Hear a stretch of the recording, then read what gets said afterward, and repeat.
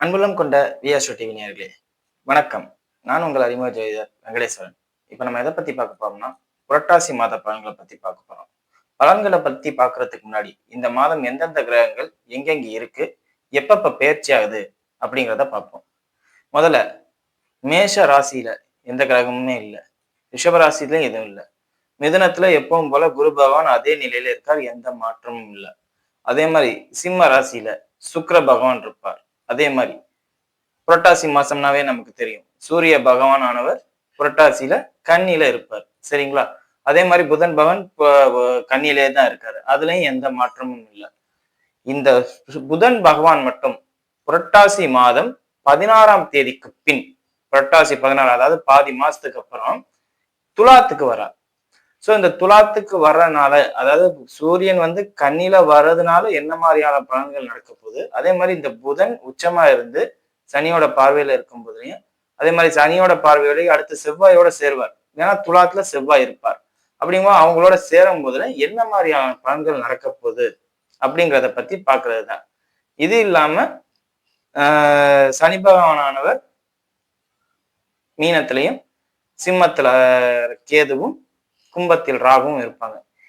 பொதுவா இந்த காலகட்டத்துல என்ன மாதிரி இருக்கும்னா, அரசு சம்பந்தப்பட்ட அமைப்புகளை பத்தி ஊடகங்கள் தவறான விஷயங்களை அதிகமா ஒளிபரப்பும். உதாரணத்துக்கு சொல்ல போனோம்னா, சூரியன், சனி, புதன் மூணும் சேருது. புதனோட வீட்டுல சூரியன், புதன் உச்சநிலை இழந்து சனியோட பார்வையில இருக்கார். அப்ப அரசாங்கத்தை பத்தின தவறான விஷயங்கள், தவறான செய்திகள் இந்த காலகட்டத்துல அதிகமா வரும்.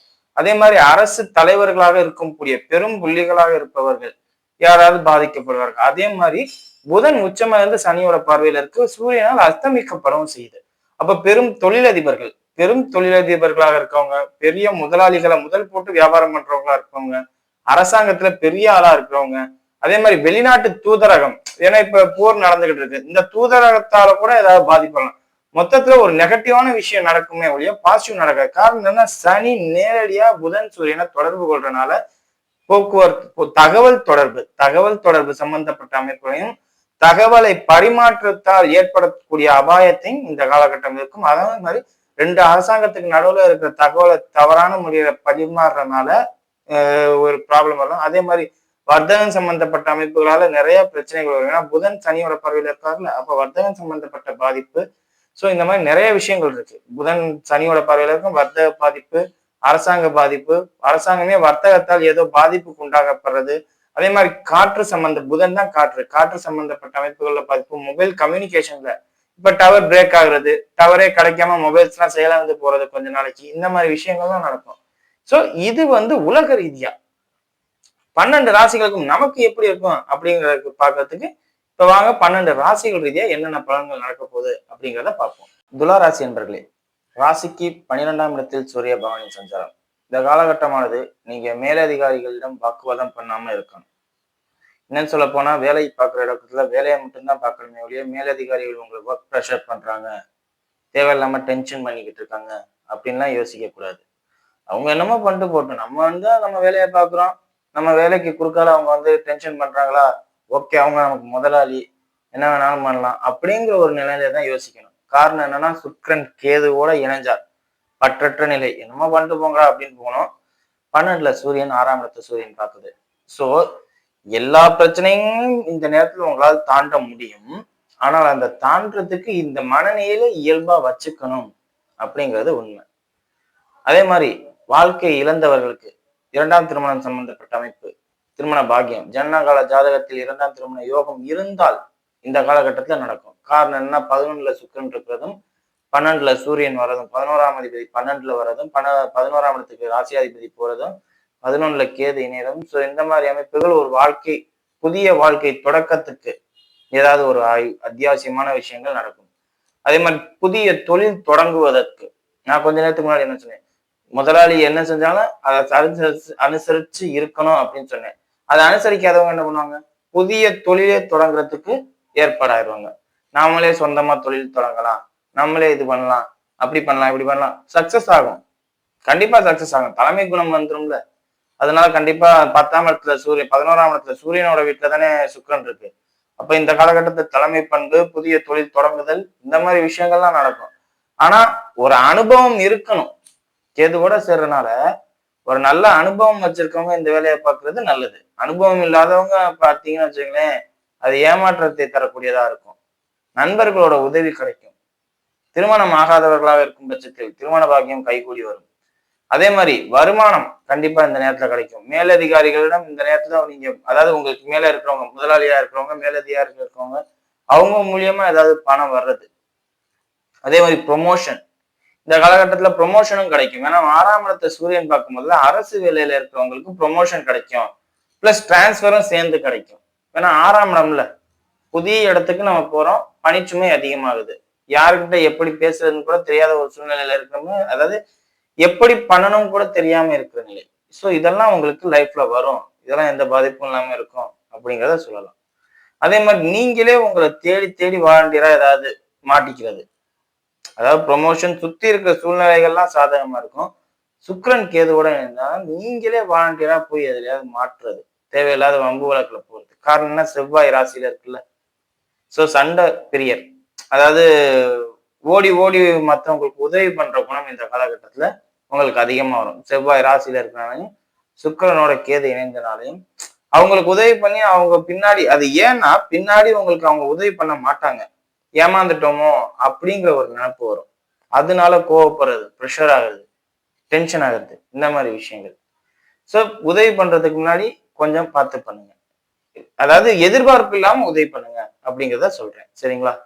அதே மாதிரி செவ்வாய் ராசியில இருக்கிறனால 7ஆம் இடத்தை பார்க்கறதுனால நீண்ட நாட்களாக பிரிந்திருந்தவர்கள் கூட இந்த காலகட்டத்தில் சேர்ந்து வாழ்வதற்கான வாய்ப்பு அதிகம். செவ்வாய் அந்த அளவுக்கு பலமா இருக்கு உங்களுக்கு. சோ பிரிந்தவர் கைகூடலாம். 2ஆம் அதிபதி ராசியில இருக்கிறனால குடும்பமே உங்க பேச்சை கேட்கும். நீங்க என்ன சொல்ல வரீங்கிறத புரிஞ்சுக்கும். சோ முடிஞ்ச அளவுக்கு சாட்டிஸ்ஃபைடான வாழ்க்கையை தான் இந்த காலத்துல வாழ்வீங்கிறதுல எந்த மாற்றமும் இல்லை. அதே மாதிரி குரு ஆதிக்கத்தால் பணம், குருனாவே பணம், பெரும்பணம் சம்பந்தப்பட்ட அமைப்புல இருக்கிறவங்க மட்டும் கொஞ்சம் கஷ்டப்படுவீங்க. தேவையில்லாத இன்னல்கள் வரும். அதெல்லாம் கொஞ்சம் சமாளிச்சிருக்க கத்துக்கங்க. அதே மாதிரி ஹவுசிங் லோன், ஹோம் லோன், இந்த மாதிரி பெருந்தொகை கடனா வாங்கியிருந்தவங்களாக இருந்தால் அது உங்களுக்கு இழப்பீட தர மாதிரி எல்லாம் இருக்கும். அது எந்த மாதிரி இழப்பீடுன்னு எனக்கு தெரியாது, அது உங்களுக்கு தான் தெரியும். கொஞ்சம் பார்த்துக்கோங்க. லோன் ரிலேட்டடா, அதுவும் பெரும் லோன் சம்பந்தப்பட்டது. அதே மாதிரி ட்ரிங்க்ஸ் பழக்கம் இருக்கிறவங்களா இருந்தால் குடல் சம்பந்தப்பட்ட பிரச்சனை, கொழுப்பு சம்பந்தப்பட்ட பிரச்சனையால் உடல்நல பாதிப்பு வர்றது இயல்பு எங்களுக்குலாம். சரிங்களா? இப்போ வாங்க நட்சத்திர ரீதியான பலன்களை பார்ப்போம். சித்திரை நட்சத்திரக்காரர்களை பொறுத்தவரையும் வெளிநாட்டுக்கு வேலை வாய்ப்பு கிடைச்சிச்சுன்னா தைரியமா போங்க, ஸ்டெப் எடுங்க. சித்திரை நட்சத்திரக்காரர்கள் இந்த நேரத்துல உள்ளூர்ல இருக்கிறத விட வெளியூர்ல இருக்கிறது ரொம்ப ரொம்ப நல்லது. பிறந்த ஊரை விட்டு வெளியில போயிருந்து வேலை பாக்குறீங்களா? இப்ப நல்லா இருக்கும், உங்களுக்கு ப்ரமோஷன் கிடைக்கும் வேலையில. இல்ல நான் உள்ளூர்ல தான் சுத்துறேன்னா உங்களை எல்லாரும் யூஸ் பண்ணுவாங்க. அது என்னன்னா அவங்களோட பிரச்சனைக்கு உங்களை இழுத்து வச்சு வேலை பார்ப்பாங்க. சரிங்களா? அந்த மாதிரி இழுத்து வச்சு வேலை பார்க்கறதுனால நீங்க எல்லாருக்கும் உதவி பண்றவர் தான் நீங்க. ஏன்னா செவ்வாய் ராசியில இருக்குல்ல, அந்த மேன் பவர் உங்களுக்கு கிடைக்கும், பலம் கிடைக்கும். சுத்தி இருக்கிறவங்க உங்க பேச்சை கேட்டு எல்லாரும் ஒரு இடத்துல வேலை பார்க்குற மாதிரி ஒரு சூழ்நிலையை உருவாக்கிடுவீங்க. பட் ஆனா உங்களுக்கு அது என்ன பெனிஃபிட்டா இருக்கு அதை கொஞ்சம் பாருங்க. குழந்தைகள் இல்லாதவர்களாக இருக்கும் பட்சத்தில் குழந்தை பாக்கியம் கண்டிப்பா கைகூடி வரும். அதே மாதிரி காதல் சம்பந்தப்பட்ட அமைப்புகள்ல நல்ல முன்னேற்றம் ஏற்படும். ராகு 5ஆம் இடத்துல இருக்கிறனாலையும் ஆழ்மன எண்ணங்களும் சரி, காதல் சம்பந்தப்பட்டவையும் சரி, ஓரளவுக்கு பரவாயில்ல, நல்லா இருக்குன்னு சொல்ற மாதிரிதான் இருக்கு. சரிங்களா? அதே மாதிரி கைக்கு வருமானம் வரக்கூடியது. நான் கொஞ்ச நேரத்துக்கு முன்னாடி ஹோம் லோன் போடுற அமைப்பு உங்களுக்கு இந்த காலகட்டத்துல ஹோம் லோன் கிடைக்கும். வீடு கட்டுவதால் லோன் கிடைக்குமா அப்படின்னு கேட்டா கிடைக்கும். அதே மாதிரி கால்நடைக்கு லோன் வாங்கலாமான்னு கேட்டா கிடைக்கும். பைக் லோன் வாங்கலாமான்னு கேட்டா கிடைக்கும். அதாவது லோன் ரிலேட்டடா உங்களுக்கு கைக்கு வரும். அதனால பாதிப்பு வராது. ஆனா அதை நீங்க கட்டுறதுக்கு கரெக்டா நீங்க பாத்துக்கணும். சரிங்களா? பெரும்பணம் கைக்கு வரக்கூடிய நேரம் இந்த காலகட்டத்துல இருக்கு. அதே மாதிரி சுக்கிரன் கேதுவோட இணையறனால நகை இந்த காலகட்டத்துல வாங்க போனீங்கன்னா கொஞ்சம் கவனமா அதுலயே ஊர்னவங்கள ஒருத்தரை கூட்டிட்டு போங்க. நகை சம்பந்தப்பட்ட விஷயங்கள்லயே ஊறி இருப்பாங்கல்ல, அவங்கள கொஞ்சம் கூட்டிட்டு போங்க. காரணம் என்ன? அந்த கேதுவோட சுக்கிரன் இணையிறது உங்களை ஏமாத்திடும். நகை சம்பந்தப்பட்ட அமைப்புகள்ல ஏமாற்றத்தை தரக்கூடிய தன்மையை கொடுக்கும். சரிங்களா? இதை மட்டும் கொஞ்சம் கவனமா பார்த்துக்கீங்க. அதே மாதிரி வயதானவர்களாக இருக்கும் பட்சத்தில் யூரின் ட்ராக் சம்பந்தப்பட்ட ப்ராப்ளம்ஸ், மலக்குடல் சம்பந்தப்பட்ட ப்ராப்ளம்ஸ் இதெல்லாம் இருக்கும். ஜாயிண்ட் பெயின் எல்லாருக்குமே இருக்கும். இது ரிலேட்டடா அந்த கழிவுகளை வெளியேற்றும் பகுதியில கொஞ்சம் கவனமா இருக்கிறது சித்திரை நட்சத்திரக்காரர்களுக்கு நல்லது. சரிங்களா? அடுத்தது சுவாதி நட்சத்திரக்காரர்கள். சுவாதி நட்சத்திரக்காரர்களை பொறுத்தவரை நட்சத்திராதிபதியே 5ஆம் இடத்துல இருக்கிறதுனால எல்லாமே உங்களுக்கு தேடி வரும். 10க்கு செவ்வாய் ராசி இருக்கிறதுனால நீங்க வாலண்டியரா எல்லாத்துக்கும் போய் ஊயின்னு எல்லாரையும் சண்டைக்கு இழுப்பீங்க. அந்த குணம் உங்களுக்கு தேவையில்லை. ராசி அதிபதி கேதுவோட இணைகிறார், ராகுவோட தொடர்பு கொள்றார். சரிங்களா? ராசியில செவ்வாய் ஊக்கம் அதிகமா இருக்கும். அதாவது என்னன்னா இந்த சொல்லுவாங்கல்ல, ஏதாவது ஒரு வேலை பார்த்துக்கிட்டே இருக்கணும் அப்படின்னு சொல்லுவாங்கல்ல, அந்த மாதிரி அமைப்பு இருக்கும். வேலை பார்க்கறதுங்கிறது இயல்புதான். பலம் உடம்புல பலம் அதிகமா இருக்கிறனால வேலை பார்க்கறது தப்பு இல்லை. அது உங்களுக்காண்டி பாருங்க, அடுத்தவங்களுக்காண்டி பார்க்காதீங்க. அடுத்தவங்களுக்காண்டி பாத்தீங்கன்னா என்ன ஆகும்? உங்க உழைப்பு கெட்டு போகும். சோ எந்த ஒரு வேலையை நீங்க செய்யறதா இருந்தாலும் அதில் உங்களுக்கு என்ன பெனிஃபிட், எனக்கு ப்ராஃபிட் இருக்காங்க அப்படிங்கிறத முதல்ல பாருங்க. ப்ராஃபிட் இல்லாத எந்த ஒரு வேலையும் பண்ண வேண்டாம். அதே மாதிரி உங்களுக்கும் லோன் சம்பந்தப்பட்ட அமைப்பு இந்த காலத்துல கைக்கு வரும், பாதிப்பே இருக்காது. அதே மாதிரி பெரும் பணம் உங்க கைக்கு வர மாதிரி அமைப்பு. நண்பர்கள் உங்கள்கிட்ட பணத்தை கொடுத்து இந்த பத்திரமா வச்சுக்க, நான் பின்னாடி வாங்கிக்கிறேன். அதே மாதிரி நீங்களே ஒரு சுப நிகழ்ச்சி நடத்தி மொய் வாங்குற மாதிரி அமைப்பு. சுப நிகழ்ச்சிகள் நடத்துறதுனால மொய் வாங்கி வீட்டுல சேர்க்கிற மாதிரி அமைப்பு. அதே மாதிரி கணவன் மனைவியருக்கிடையே உள்ள ஒற்றுமை இந்த காட்டி கொஞ்சம் அதிகமாகும், ப்ராப்ளம் இல்லாம இருக்கும். என்ன சொல்ல போனா வீட்டுல மகிழ்ச்சி, சிரிக்கிற கலகலன்னு சிரிக்கிற சத்தம் கேட்கிற மாதிரி உள்ள அமைப்பு.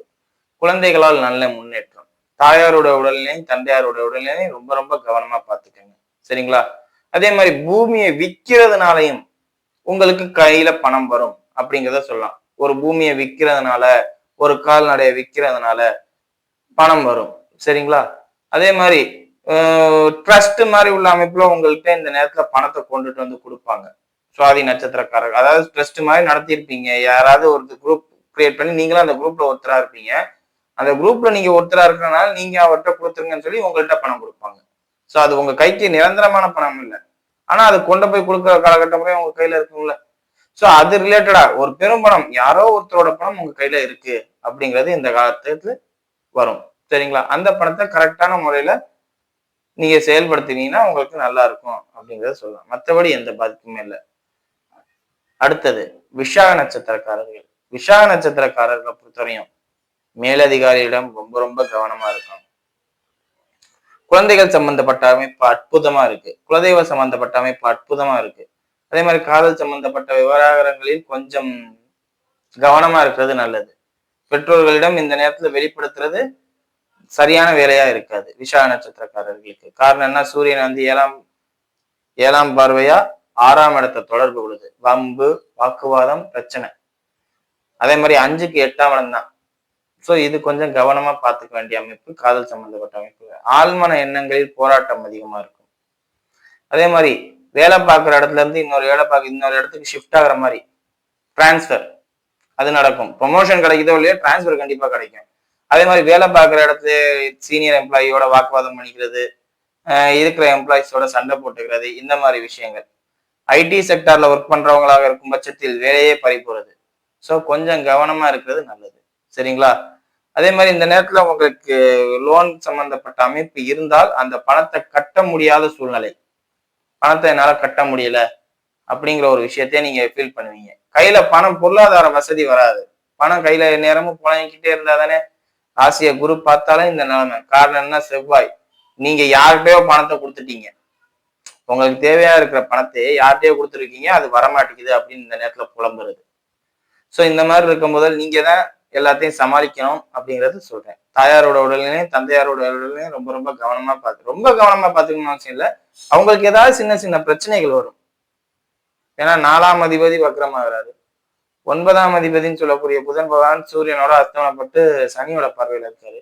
பெரிய பாதிப்பு இல்லாட்டியும் அந்த ஏதாவது சோம்பேறித்தனமோ இல்ல ஒரு இது இன்னும் சொல்ல போனா அவங்க 2 பேரும் சேர்ந்து எடுக்கிற முடிவு உங்களுக்கு பாதிப்பா இருக்கும். இப்ப இன்னும் இல்ல திருமண அமைப்பு, திருமணத்தை பத்தி இப்ப பேசுறாங்க, உங்களுக்கு பிடிக்காத பையனே இல்ல ஒரு பிடிக்காத பொண்ணையோ கல்யாணம் பண்ணிக்கிற மாதிரி ஏதாவது ஒரு சிக்கலுக்குரிய விஷயங்கள் ஏதாவது ஒண்ணு நடக்கும். சரிங்களா? அதெல்லாம் நீங்களே சரியா பாத்துருங்க. வீடியோ இப்பதான் ஃபர்ஸ்ட் டைம் பாக்குறது இருந்தா லைக் பண்ணுங்க, ஷேர் பண்ணுங்க, கமெண்ட் பண்ணுங்க. சேனலை மறக்காம சப்ஸ்கிரைப் பண்ணுங்க. வேற எதுவும் ஜோதிட ஆலோசனைக்கு கீழே உள்ள நம்பருக்கு கால் பண்ணுங்க.